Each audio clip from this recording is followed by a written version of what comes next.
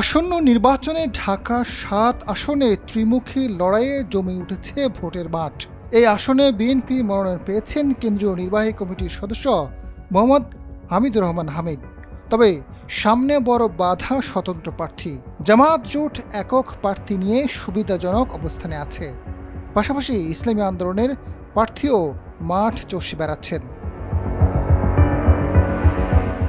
ঢাকা দক্ষিণ সিটি কর্পোরেশনের ২৩ থেকে ৩৩, ৩৫, ৩৬, ৫৬ ও ৫৭ নম্বর ওয়ার্ড নিয়ে গঠিত ঢাকা ৭ আসনটিতে মোট ভোটার সংখ্যা ৪,৭৯,৩৭৬ জন।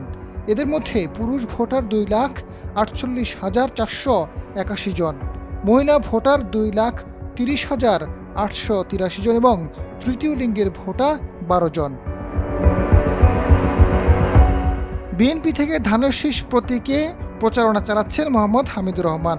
ফুটবল প্রতীক নিয়ে যুবদলের কেন্দ্রীয় সাংগঠনিক সম্পাদক মোহাম্মদ ইসহাক সর্দার রয়েছেন স্বতন্ত্র হিসেবে। বাংলাদেশ জামায়াতে ইসলামীর কেন্দ্রীয় কার্যপরিষদ সদস্য হাফেজ এনাতুল্লাহ দাড়িপাল্লা প্রতীকে এবং ইসলামী আন্দোলন বাংলাদেশের কেন্দ্রীয় কৃষি ও শ্রম বিষয়ক সম্পাদক আব্দুর রহমান হাতপাকা প্রতীক নিয়ে প্রচারণা চালিয়ে যাচ্ছেন।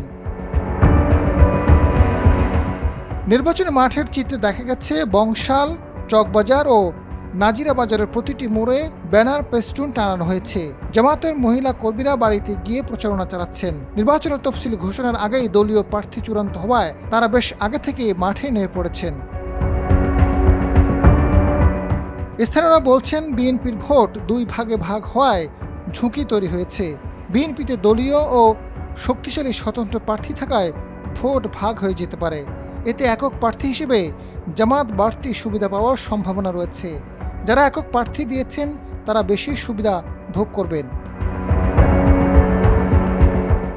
আসনটিতে গ্যাস ও পানির তীব্র সংকট, সরু রাস্তা, যানজট এবং কেমিক্যাল গোডাউনের ঝুঁকি প্রধান সমস্যা। পূর্বের সব সরকার এসব সমস্যার সমাধানের প্রতিশ্রুতি দিলেও ভোগান্তির চিত্র বদলায়নি।